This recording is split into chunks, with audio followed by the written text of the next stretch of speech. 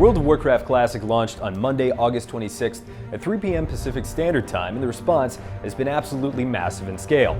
Classic garnered viewership from over 1 million concurrent users on Twitch. The game world is filled to the brim, with players competing for mob tags and even lining up to claim quest objectives. And most servers during peak hours are completely full, which, of course, means that there's a queue. And while the idea of a login queue pre-launch was a somewhat novel eccentricity, now that they're here, they're a much more pervasive problem. Here's the issue. Many, if not most, servers in WoW Classic possess queue times of well over 2 hours during peak playtime.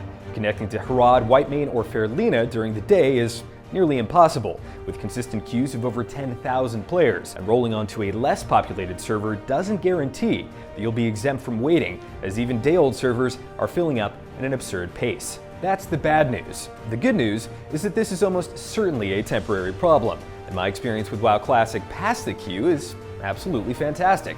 I can't wait to play more, but I'll almost certainly have to. Blizzard is well aware of the issue, and game director Ian Hazzikostas shed some light onto why these queues are a necessary evil. From the start of planning for this launch, we tried to prioritize the long-term health of our realm communities, recognizing that if we undershot the mark in terms of launch servers, we could move quickly to add additional realms in the opening hours.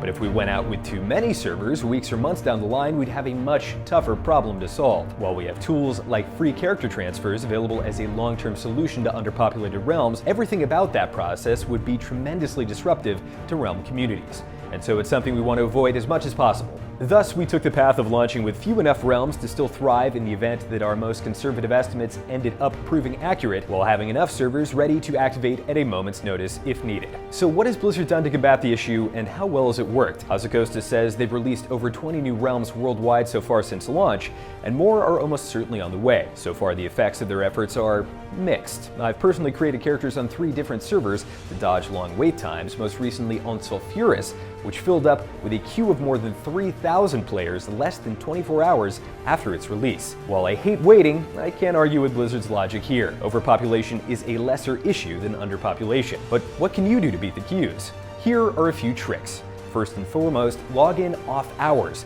Waking up early in the morning is a surefire way to dodge the line.